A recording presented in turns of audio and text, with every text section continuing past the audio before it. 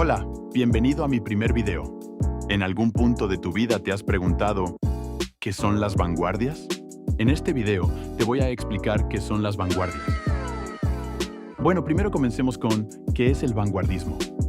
Bueno, primero con su introducción, en la primera mitad del siglo XX se dieron una serie de avances, conflictos y cambios. Se pueden distinguir en tres aspectos: en lo social, en lo económico y en lo político. Sin embargo, la consecuencia de estos tres aspectos dieron la aparición de un nuevo movimiento. Este movimiento desató una serie de movimientos artísticos que le dieron un cambio drástico a la cultura de la época.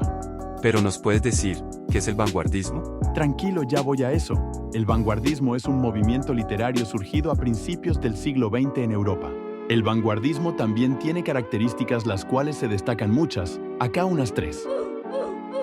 El comienzo de la escritura en verso libre, la alteración de las convenciones ortográficas del castellano y la exploración de las palabras.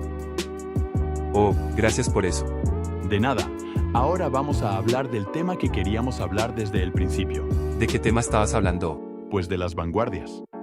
Fueron movimientos artísticos y culturales que surgieron en Europa. Tuvieron un claro afán renovador y cambios.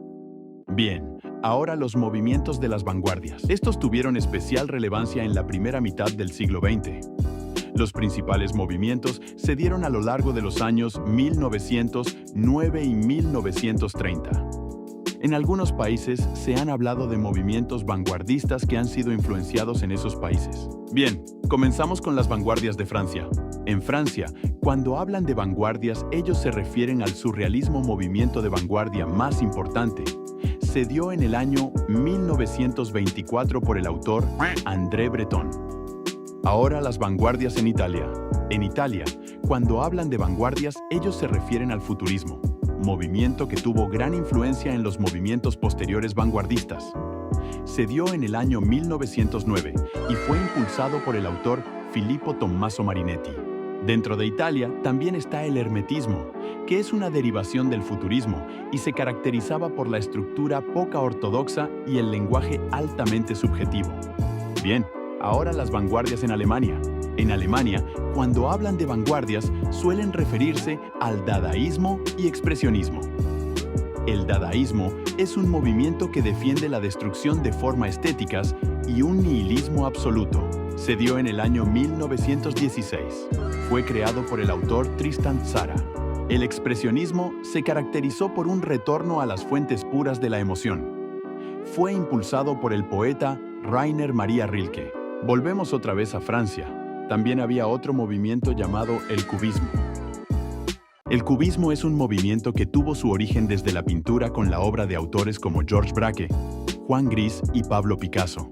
Fue creado por el autor francés Guillaume Apollinaire, que intentó adaptarlo a la literatura en los caligramas. Bien, ya casi terminamos. Ahora vamos a hablar de la poesía y la novela vanguardista.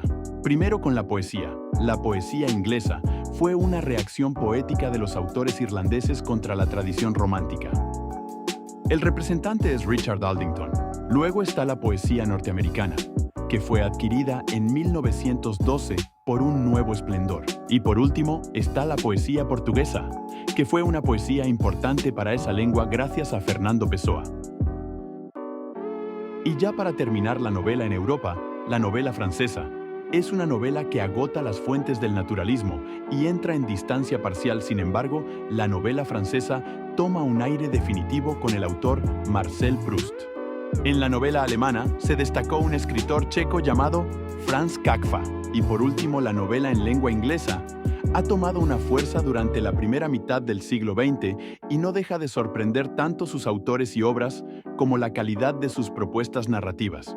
En conclusión, el vanguardismo es un movimiento literario que dio varios movimientos artísticos de los que conocemos ahora, y eso con autores, obras, novelas, poesías que han sido de gran relevancia.